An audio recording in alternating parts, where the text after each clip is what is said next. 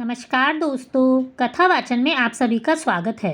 इस वीडियो में हम आपको बताएंगे कि अगर नवरात्रि का व्रत करते समय आपके मासिक धर्म आ जाए तो किन नियमों के साथ आपको पूजा करनी चाहिए।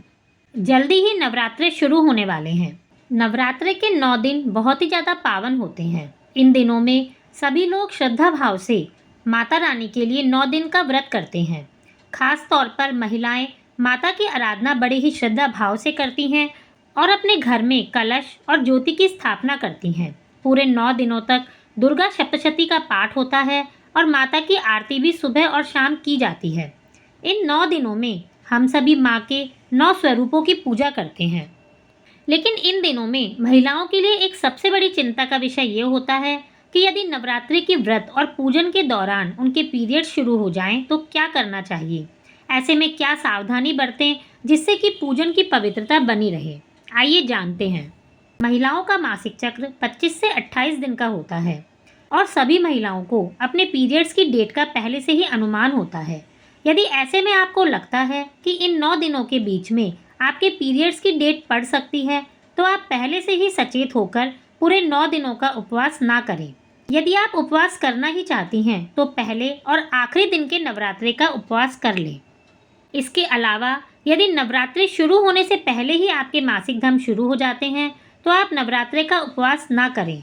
और आपने अगर किसी वजह से व्रत का संकल्प लिया हुआ है तो आप व्रत तो कर लें, लेकिन पूजन अपने घर के किसी और सदस्य से करवा लें।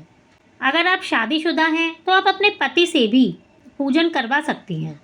नवरात्रि के दिनों में घर में कलश की स्थापना होती है, लेकिन यदि आपको पीरियड्स की आशंका है तो आप कलश स्थापित ना करें, क्योंकि कलश को स्थापित करने के बाद अपने अलग ही नियम होते हैं। कलश वाले स्थान को बहुत ज़्यादा पवित्र भी रखना पड़ता है। यदि कलश स्थापित हो चुका है तो आप कलश से दूरी बनाए रखें, और यदि कलश आपसे स्पर्श हो गया तो इसकी पवित्रता खत्म हो जाती है। अतः कलश को बहुत ही ज़्यादा पवित्र स्थान पर स्थापित करना चाहिए और आपको वहाँ जाने से बचना चाहिए।